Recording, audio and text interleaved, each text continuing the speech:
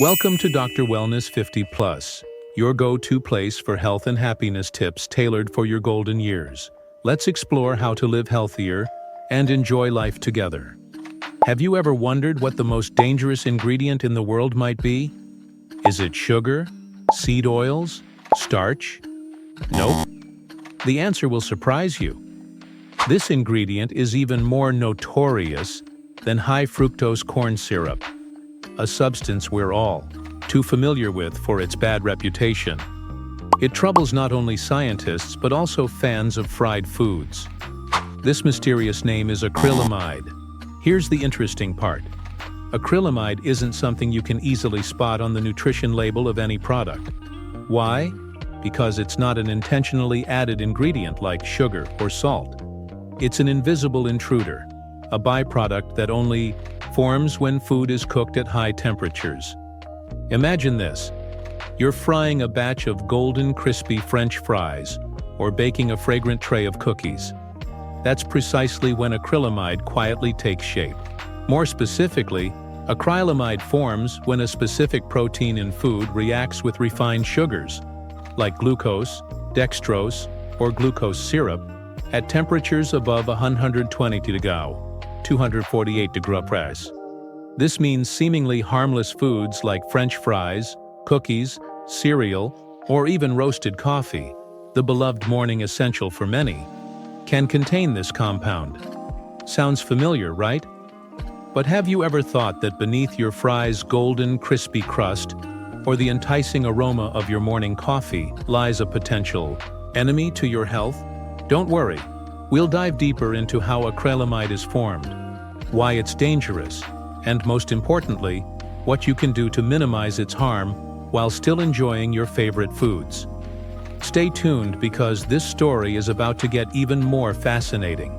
Before we begin today's exciting exploration, if you love content about health and nutrition like this, don't forget to hit the subscribe button and turn on notifications. This way, you won't miss any tips or valuable insights I share. Now, let's get started. Why is acrylamide dangerous? Have you ever heard the term silent destroyer? If so, acrylamide is a prime example. According to the International Agency for Research on Cancer, IARC, acrylamide is classified as a Group 2A substance, meaning it is probably carcinogenic to humans.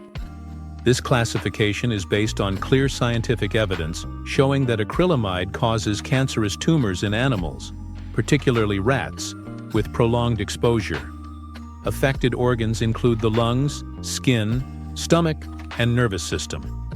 Even more concerning, growing evidence suggests that this risk may also extend to humans. But that's not all. Acrylamide is also a potent neurotoxin, which can damage nerve cells in your body, directly affecting the brain and central nervous system. Potential effects include tremors, muscle weakness, reduced reflexes, and even an increased risk of degenerative neurological diseases like Parkinson's. Are you feeling alarmed yet? There's more. Acrylamide is also known for its potential to harm reproductive organs. In men, it can lower sperm quality, while in women, it may impact fertility or even pose risks to the fetus during pregnancy. Even scarier is that acrylamide isn't an ingredient you can easily find listed on food labels. It's not something manufacturers intentionally add to food. It's the invisible intruder, formed when foods containing protein and refined sugars are cooked at high temperatures, above 120 degrees or 248 degrees. This means you're likely exposed to acrylamide every day without realizing it. French fries, cookies, cereal, bread crusts, even roasted coffee. All these familiar foods can be sources of acrylamide entering your body. To give you a clearer picture, let's look at an example.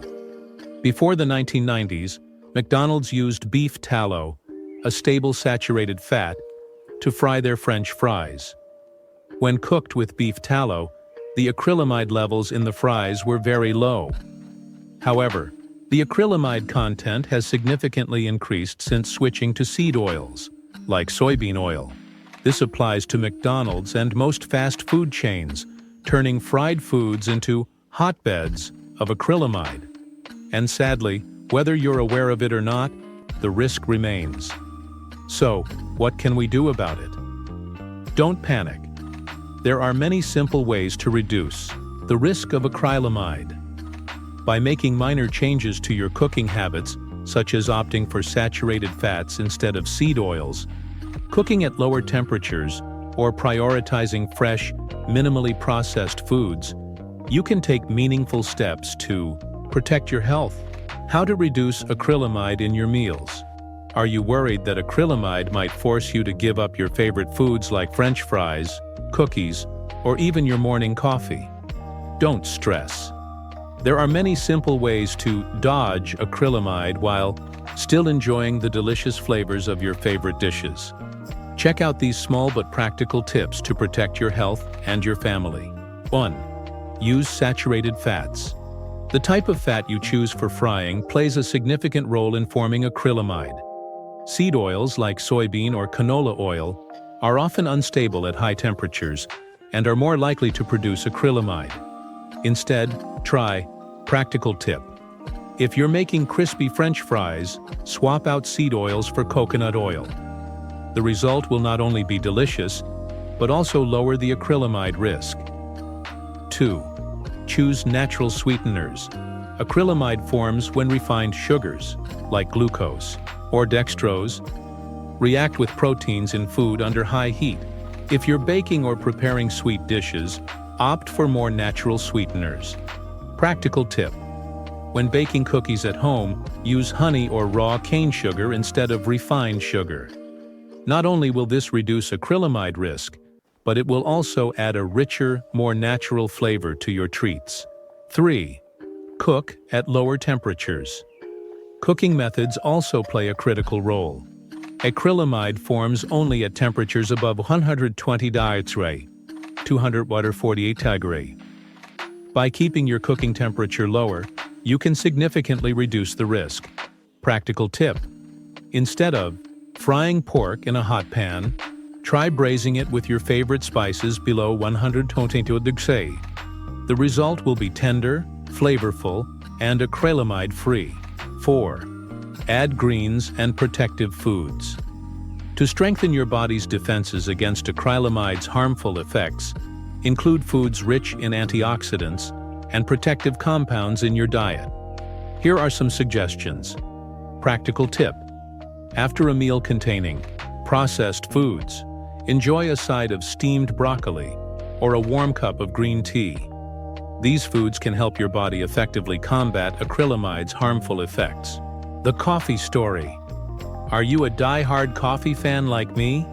This beloved drink isn't just a morning energy boost, it's a passion shared by millions of people worldwide. But did you know that acrylamide might be hiding even in your favorite cup of coffee? Don't worry. The good news is that you don't have to give up coffee to avoid acrylamide. All it takes is a bit of savvy decision-making when choosing your brew. According to a study published in the Journal of Agricultural and Food Chemistry, dark roast or espresso coffee contains significantly lower acrylamide levels than light roast coffee. This might sound counterintuitive since dark roast coffee is processed at higher temperatures. However, the truth is that acrylamide becomes unstable at very high temperatures and is destroyed during roasting.